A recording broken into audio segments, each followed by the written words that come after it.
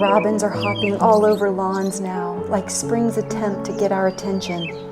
Some of the earliest singers each morning, they are the quintessential early bird getting the worm. The daffodils join them in the tenacity of spring woven into the earth.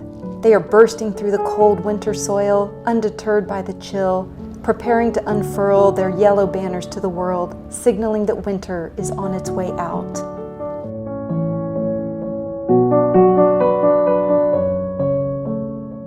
Soon it will be time to thin out and transplant these overwintered lettuce seedlings. Red Russian kale is a particularly cold hardy variety that is a beautiful and dependable crop for the front yard edible garden. I planted this golden delicious apple tree before understanding that apples do not grow well in our region, preferring more winter chill hours. It is quite a tangle of unpruned chaos at this point in the year. Asian pears rival and even surpass the taste of an apple, and with a high price point, it makes sense to grow them. Asian pears are much easier to grow here than apples. The angles of these young branches need to be wider to support the weight of the fruit, so today I will stretch them with a bit of counterweight. I gather a few recently pruned branches from our fig tree, along with some twine, and begin to tie them carefully to the still pliable branches of the young tree. This forcing can only be done at this early stage, as you run the risk of harming more mature branches with this technique.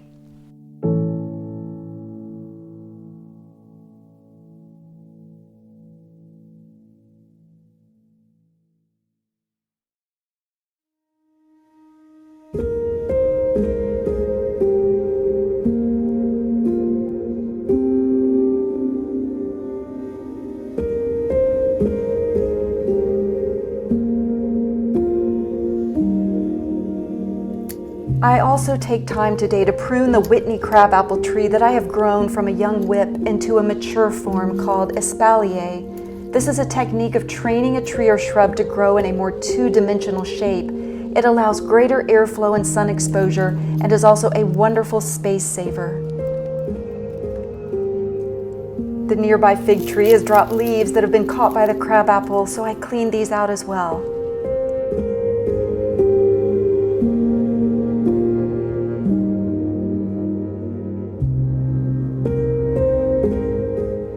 I then carefully trim the fruiting spurs and clear out the tree of all crossing and dead branches, collecting them as a gift for our rabbit Harvey, as their bark truly seems to be a delicacy he cannot resist. Then it is time for the annual shaping of my pineapple guava hedge along the front driveway. There are 6 mature shrubs here that I planted about 8 years ago and have grown into a wonderfully fruitful evergreen privacy hedge. Talk about multi-functions.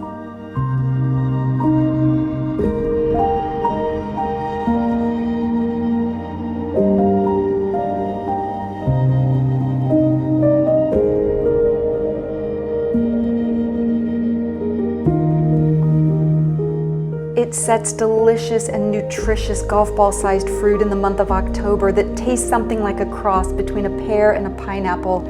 It is the national fruit of New Zealand and is starting to catch on here in the States.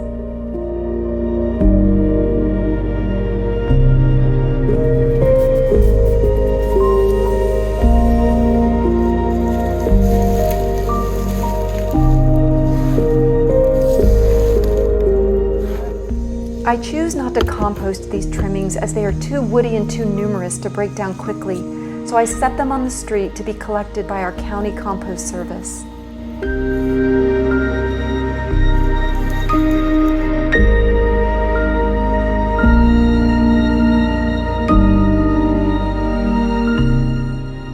The hedge has become quite sparse for the first time in its life, and I'm hoping that by a fresh pruning and a layer of compost, it will fill back out this spring.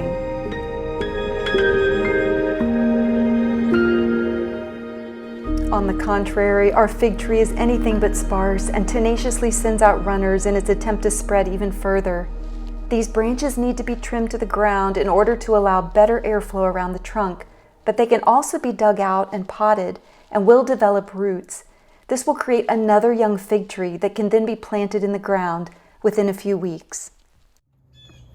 One of my favorite garden tasks in January is seed starting. I use a high-quality seedling mix along with worm castings to feed the young plant as it grows. After years of attempting many methods, I have settled on this simple one that seems almost too good to be true. Taking an empty water container, I cut it in half and add the soil mix and castings to the base about 2 inches thick.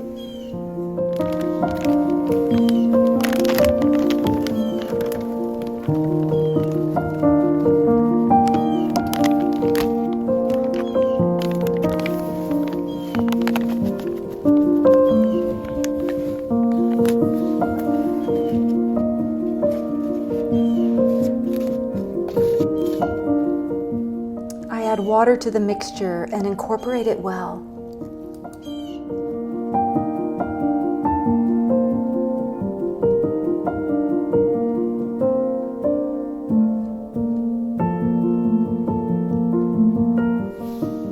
I then sprinkle a pinch of lettuce seeds all over the surface as if I am salting a dish.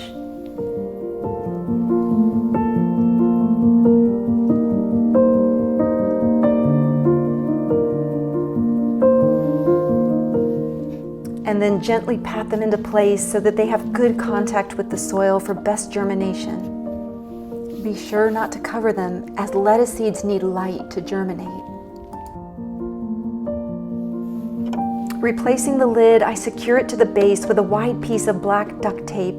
The black color also helps to absorb the heat from the sun and transfer it to the mini greenhouse.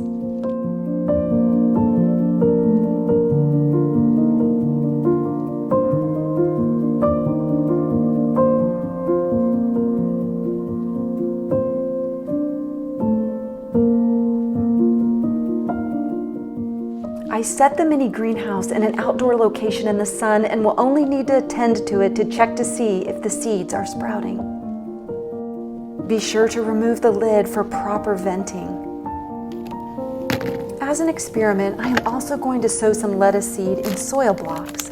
This method is more labor-intensive, but grows healthy, strong seedlings that take well to being transplanted into the garden.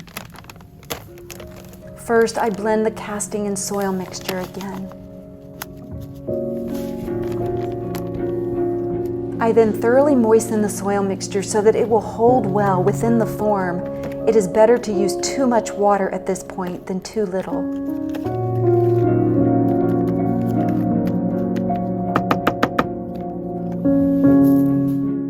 By forcing the wet soil into the form, I can then squeeze out perforated soil cubes with indentations for the seed. These blocks will need to be transplanted into even larger blocks in about 2 weeks, requiring another larger soil blocker and more soil mix. I set the soil blocks into a container with sides so that I can add water by pouring it next to the blocks to avoid overhead watering, which can dislodge seeds. The soil will absorb the water from the bottom.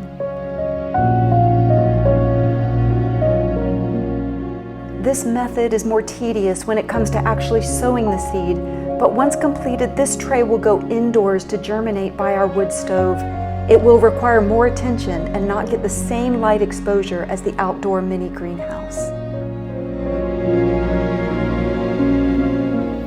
My third experiment is to sow the lettuce seed directly into the garden bed. I break up the existing soil gently and sprinkle in a handful of worm castings. This method usually results in delayed germination due to the cold exposure, but this is fine with me as it will allow me to have staggered lettuce harvesting over a longer period of time.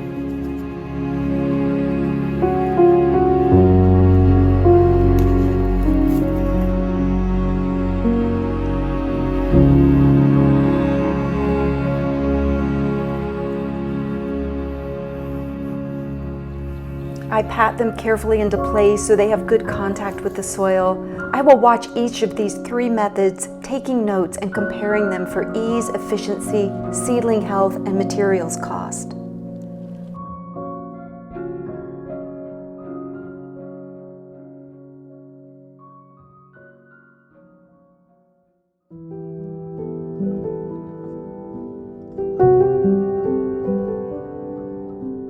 Pruning and sowing seeds are the chief tasks of the winter gardener. I take my cues from Earth's creatures that it is time to join them in their eager preparations for spring's arrival. From the flocks of robins preparing for nesting season, to the rising up of the earthworms to meet them in their need, the garden cycles invite me to embody this hope as well.